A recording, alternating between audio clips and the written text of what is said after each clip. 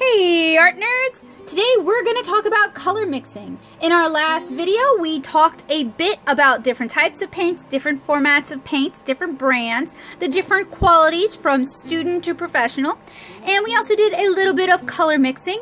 Today we're going to do a lot of color mixing, and I have here the Daniel Smith Essential 6 plus 2 additional colors. We have a cool yellow, a cool red, a cool blue, a warm yellow, a warm red, a warm blue.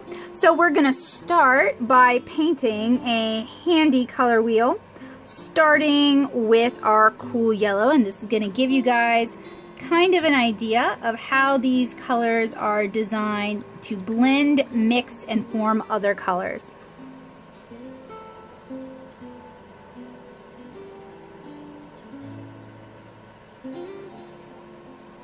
So we just put down our cool yellow. Now we have our warm yellow.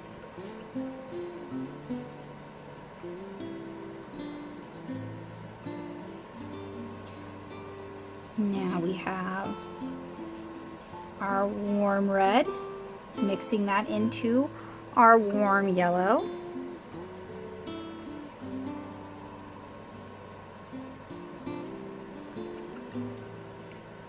Go ahead and grab my cool blue and mix that into our cool yellow. And there's lots of different ways to do color mixing. Color mixing is actually a really interesting topic. You can do wet into wet, where you put your color on the paper, so like we're doing here, and we're allowing the two colors to kind of blend and mix naturally on the paper. You can do wet into wet, where you pre-mix your colors and then apply those to the paper, or you could do wet over dry, where you layer your colors. So there is our color wheel. Let's do a little bit of basic color mixing. We're going to start with our cool yellow.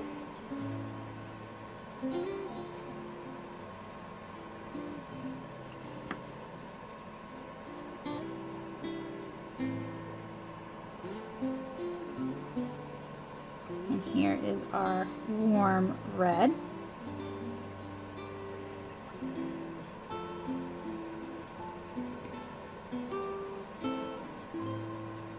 And do our warm yellow on top of it.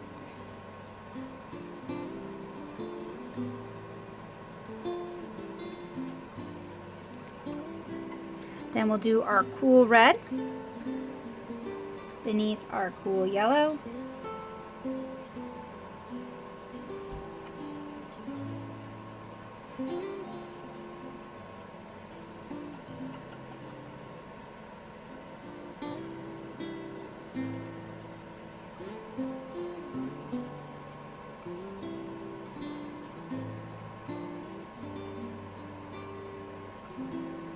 And we'll do a cool blue down here.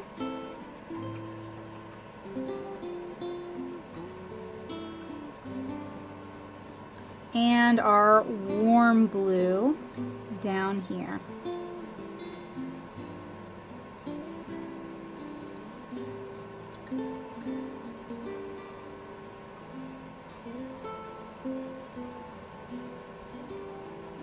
And then description below, I will list the colors that I've used for this. Now while these dry, I'm going to go grab another sheet of watercolor paper, and we're going to do some pre-mixed color swatches.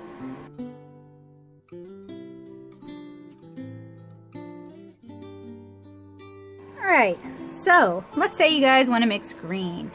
Well, it really kind of depends on what kind of green you're looking for. So we have here our cool yellow, and I'm going to mix it with some of that cool blue. And this gives us a really nice, kind of clean blue-green. Now, the more blue you're going to mix into it, the bluer it's going to be. The more yellow you mix into it, the more we're going to get kind of a spring green color. Okay, well, what if we take the same yellow and we mix in the warmer ultramarine blue? What are we gonna get? We're gonna get something a little muddier because we've basically crossed from a warm or a cool blue into a warm blue. So we're gonna get kind of an olive green. That can be really useful too. It's not quite as clean a color, but it can be really useful for sort of painting like olive drabs, right? I always think of it as kind of like an egg green or a new egg green, if that makes sense. Okay, what if instead of the cool yellow, we use the warm yellow? And we're gonna mix in our cool blue. We're gonna get kind of a sap green.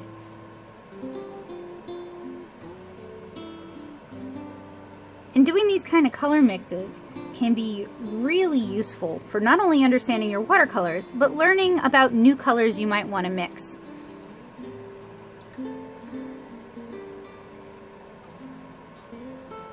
Now, what if we mix that warm yellow with the warm blue instead?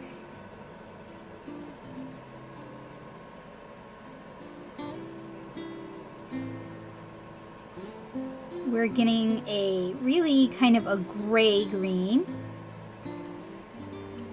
sort of desaturated, a little bit boring. I'm just adding some more of that blue in so that you guys can see.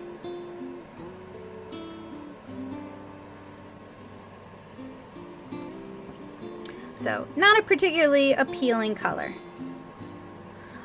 But color mixing isn't just about mixing jewel tones, it's about mixing the colors you actually need. Alright, let's try mixing an orange.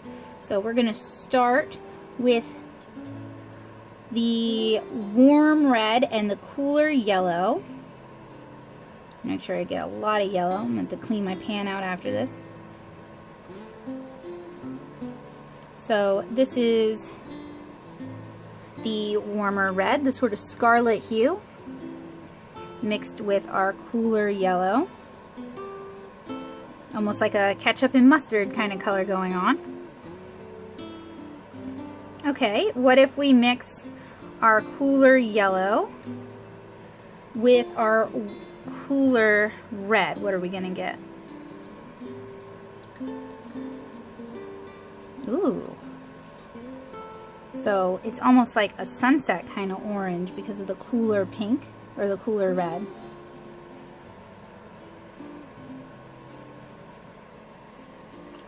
Okay, what about if we mix our warmer yellow with our warmer red?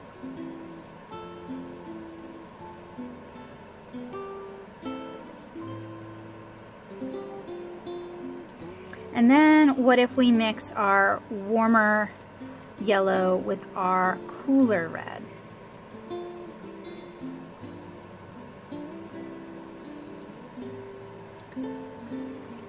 And then the proportions that you mix your colors in are going to kind of change what the colors are. And these are just two color mixes. Things are really going to start to change when we start mixing in an additional color. So, they say that purples are one of the hardest colors to mix, and that is because it's difficult to get a nice, clean, bright purple. In fact, they often recommend you purchase a purple rather than you mix a purple. So let's go ahead and try to mix up some purples. So, we're going to be using reds and blues. Let's start with our warmer red. And we're going to mix that with our cooler blue. What are we going to get? So, looks kind of like an indigo color. Maybe we need to mix in more red here.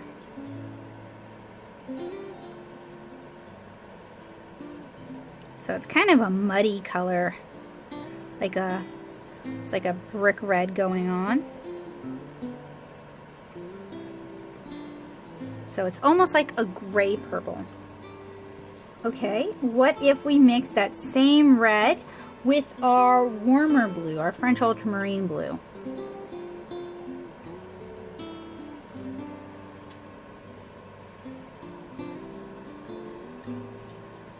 We still get kind of a grayish color, but this is more like gray skies. There's definitely some purple to it, but it's kind of a soft, gentle, muted purple. Okay, what if we mix our cooler red in with our cooler blue? What are we gonna get? Too much blue, that's what we're gonna get. Let's grab some more red. We get kind of a mauve purple.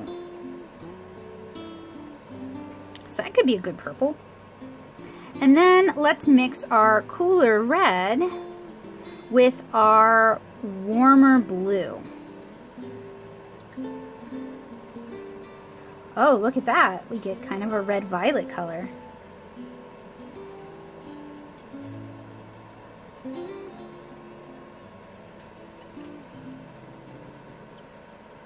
So that's not bad at all. And then the more blue we add, the more we get like a blue-violet kind of color with this.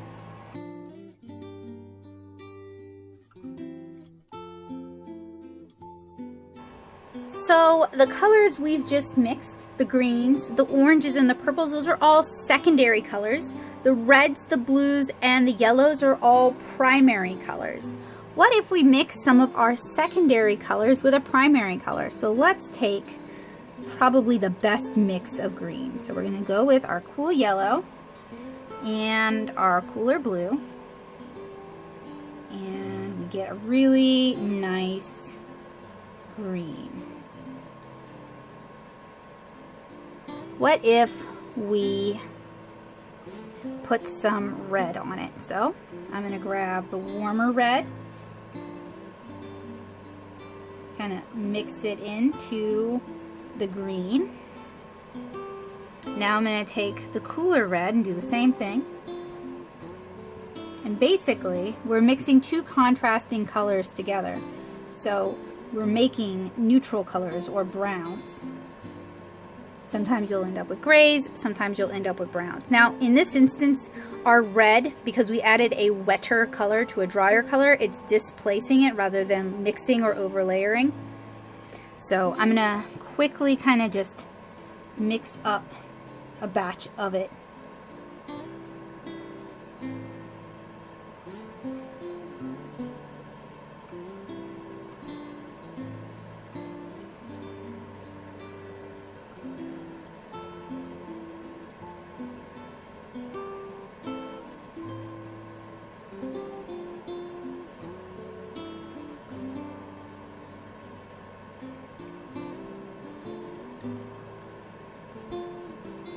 Now this might be when you want to start buying convenience colors, pre-mixed watercolors that already have the pigments you're going to want for the colors you want, but you don't have to spend time, you know, fiddling around trying to get the right color.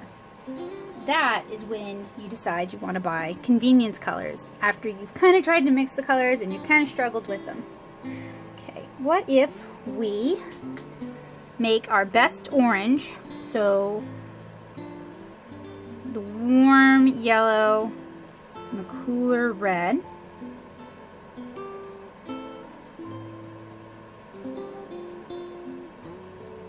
And that's what happens when we pre-mix them.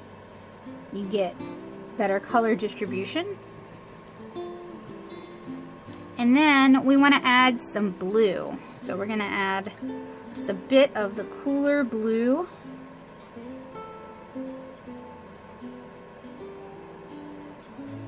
And then we're going to add a bit of the warmer blue.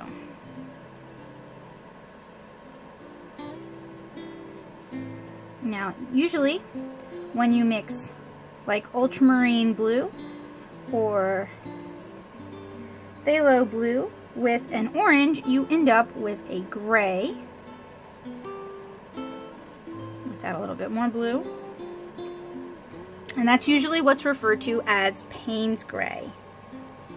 Okay, then we're gonna mix up our best purple, which I think is probably a matter of opinion at this point because these two are both really nice purples.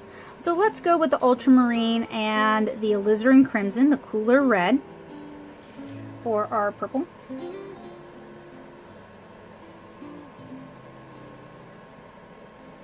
Ooh, yes, that's a very nice kind of violet color. Then we're going to add some yellow. So here's our cooler yellow. Let's mix that in. And then we're going to mix in our warmer yellow. So generally, mixing a primary with a complementary or contrasting secondary color is going to give you a neutral color. So this can be helpful for painting grays and browns. So check out all the colors we were able to mix with just 6 colors. We didn't have any browns, we didn't have any grays, we just had 2 types of yellow, 2 types of red, and 2 types of blue.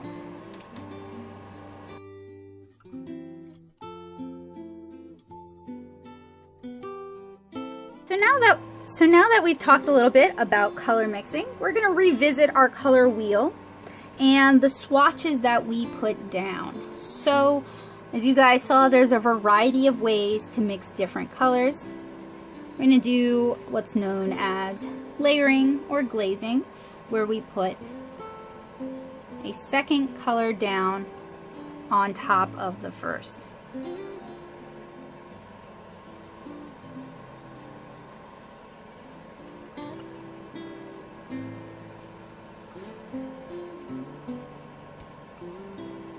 And working with a really limited palette, like this little 6-color palette from Daniel Smith, can be a really good way to kind of improve your ability to function as a colorist, to choose which colors are going to be best for which pieces.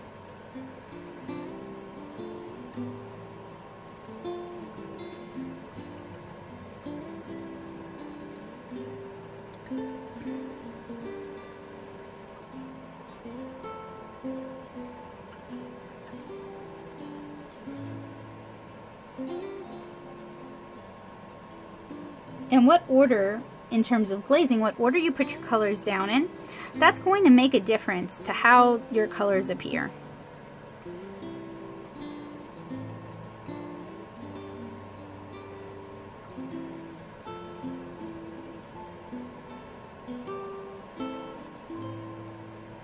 So when you paint it really thinly, that's a glaze.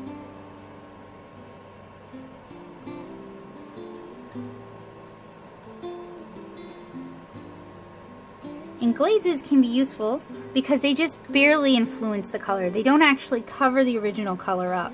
You can still see what's underneath, plus what you've added onto it. So it's a good way to modify color. And as I mentioned in the brush video, squirrel brushes, which are very soft, can be a really good tool for glazes.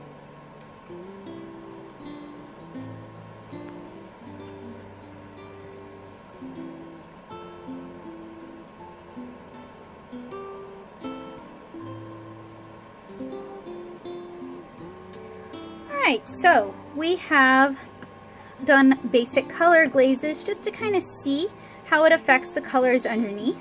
Next, I'm going to show you guys how to make a color grid. This is going to tell you how colors are going to look when they're mixed and overlapping.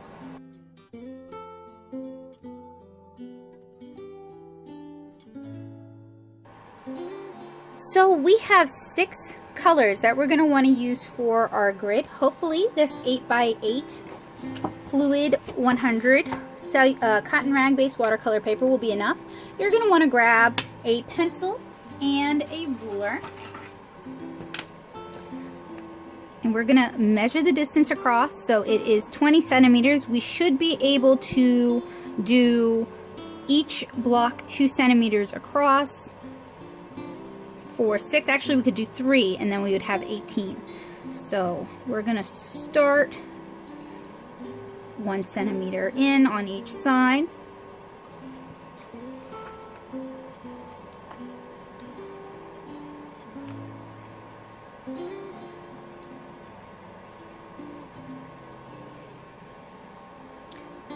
And I'm going to measure starting from this line 3 centimeters, going hopefully all the way to 18. And I'll do that down here as well. What I really like about this translucent ruler is it makes making watercolor grids very, very easy. Now I'm going to go and do the same thing from this direction. And then I'm going to bring my lines all the way across. Now this line here wasn't perfectly squared, so I'm going to square that first before I start drawing my grid. So what I'm going to do is pretty simple. Y'all should know how to make a grid by now. We just bring it all the way across. And we're going to do that in both directions.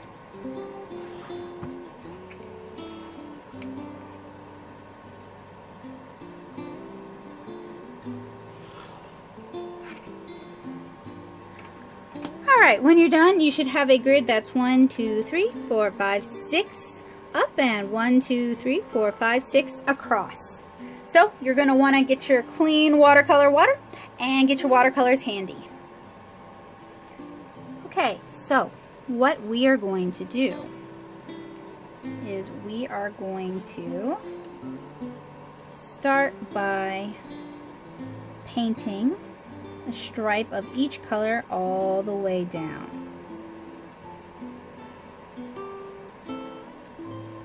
You want to keep your color consistent.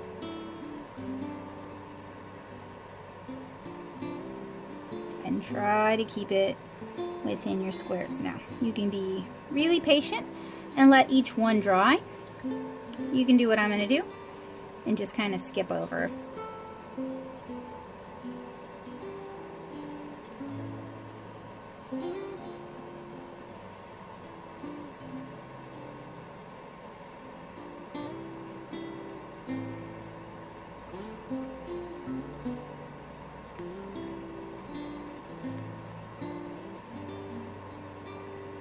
And this is really more a tool for your reference.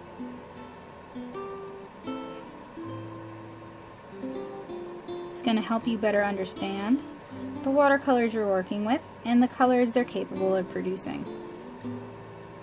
I don't do these with every brand I own or every set I purchase, but since we're working with kind of a limited color set, I thought this could be a really good exercise that we do together to kind of help you guys get an idea for just how much range 6 colors can produce.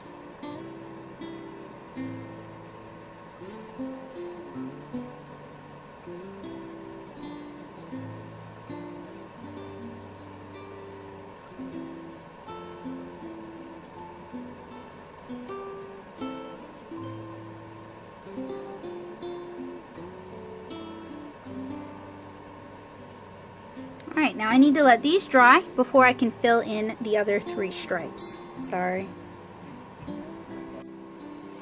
Okay, now that these are a little bit drier, we can go ahead and do the second row. And then we need to let these dry really, really well before we fill in the squares going in the other direction. So I guess if possible, I would recommend maybe giving it overnight.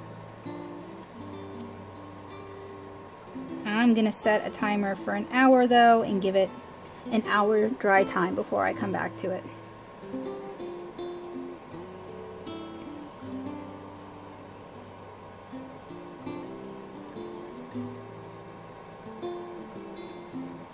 And I switched over to a silver black velvet brush. This is a combination of squirrel and synthetic. I talk about it a bit in my brush videos, or my brush video, singular. It's just a little bit easier to maneuver in this tight space than the big Sumi brush that I was using.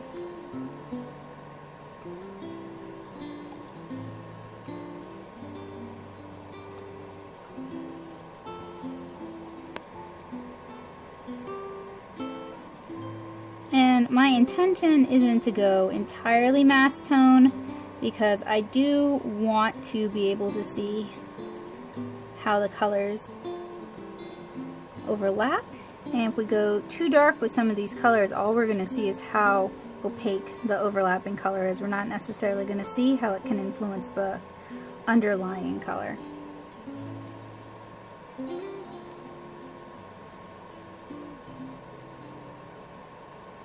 Alright, so that is the first major part of our grid finished.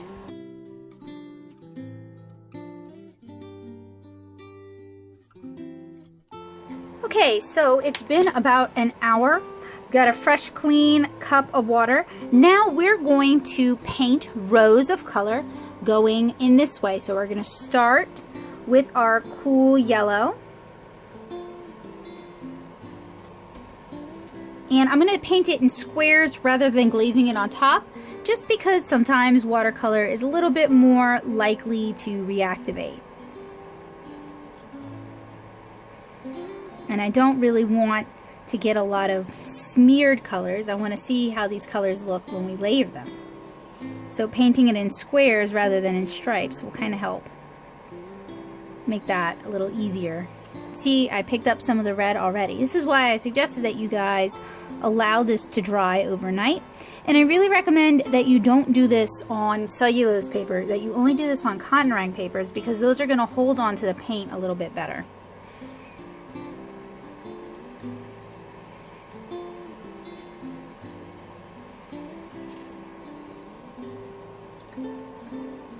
And just like with the first application, I'm going to do this in alternating rows. Now, you don't have to do your paint all the way to the edge. As long as you do enough for you to kind of tell what you're doing, that's really what is the most important thing.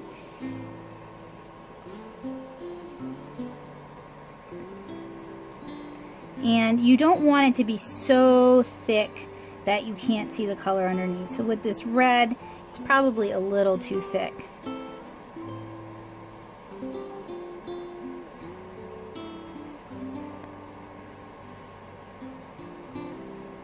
Of course, that means with some colors we're going to get double color, like the yellow over here or this red right here. That's fine. It's all part of the process.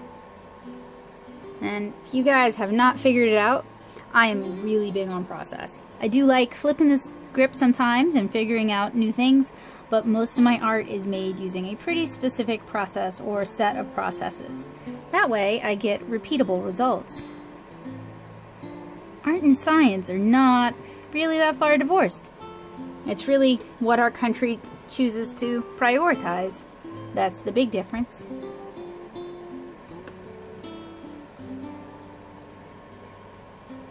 There's loads of experimentation in art. There's loads of reproducibility in art. There's loads of process. And I mean, there are definitely correct ways to do things, but it doesn't mean you have to do it that way.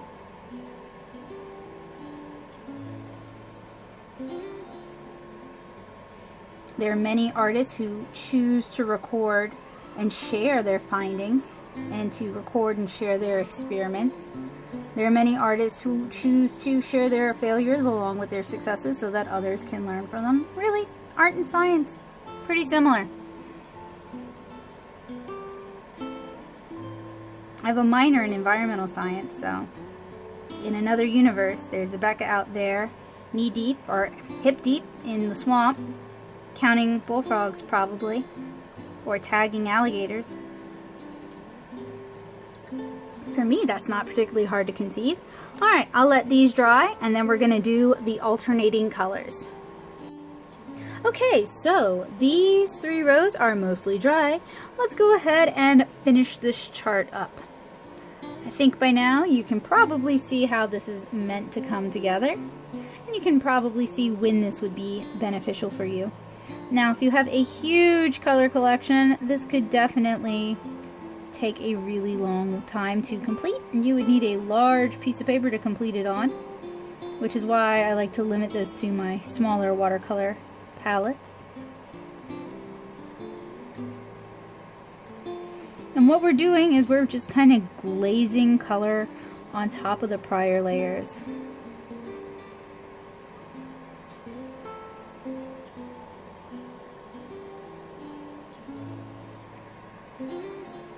And depending on what proportions you mix each color in, it's going to kind of change how the color looks. So that's something else to keep in mind. This is just kind of a starting point, an inspirational starting point. Just to kind of give you an idea of the materials that you're dealing with. And the longer you use a particular art supply, the more familiar you're going to be with it, the more comfortable you're going to be with it, and the more you experiment with a particular art supply, the more comfortable you're going to be with it. So don't worry about necessarily adhering to all the quote-unquote rules. Play around with watercolor and figure out what works for you and what you like to do with it. Everything I say in my videos is really just advice. It's a starting point, and it's based on my experiences. But you're going to bring a lot of information and a lot of new experiences to the table that are also valid and also worth sharing or teaching to others.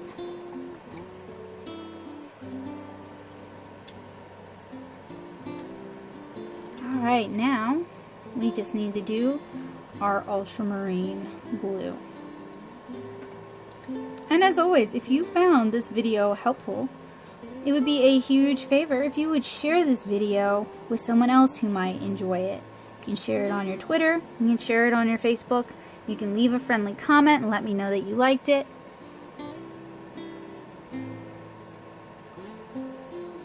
But just as I'm sharing my knowledge with you guys, it would help me out if you shared this knowledge with other people as well. So don't feel shy about tagging me. I don't bite, and I love it when people share my work in my videos. It really makes my day. It makes me so happy to know that the information I've shared with them was important and helpful. Alright, so that is our basic grid completed. All we have to do now is wait for it to dry.